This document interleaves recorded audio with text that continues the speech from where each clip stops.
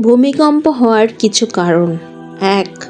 জেনা করার কারণে বাংলাদেশের পরকীয়ার ঝড়ের গতিতে বাড়ছে। ২.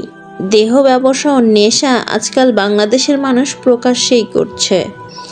৩. নর্তকীর সংখ্যা বেড়ে যাবে, যেটা বাংলাদেশে এখন প্রায় ঘরে ঘরে দেখা যাচ্ছে। ৪. সমকামিতার মতো পাপকে সমাজের মানুষ স্বীকৃতি দিচ্ছে এবং ছেলে ছেলে মেয়ে মেয়ে দাম্পত্যের মতো জীবন ব্যবস্থা গ্রহণ করছে। ৫. অসহায় এতিম গরিবের ওপর জুলুম বেড়ে যাচ্ছে। ৬.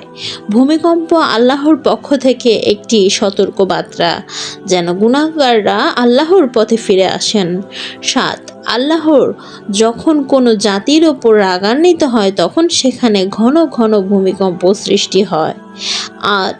মানুষ দুনিয়ার ভোগ বিলাস চাহিদা টাকার পেছনে ছুটতে গিয়ে তাদের ঈমান আমল সব ধ্বংস করে ফেলছে।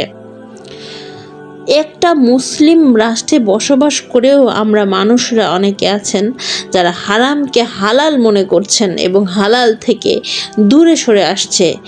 এরকম অনেক অজ্ঞ মানুষ আছেন যারা এখনো বিশ্বাস করেন না যে ভূমিকম্প আল্লাহর তরফ থেকে আসা একটা সতর্কবার্তা। কোরআন হাদিসে এটা উল্লেখ আছে।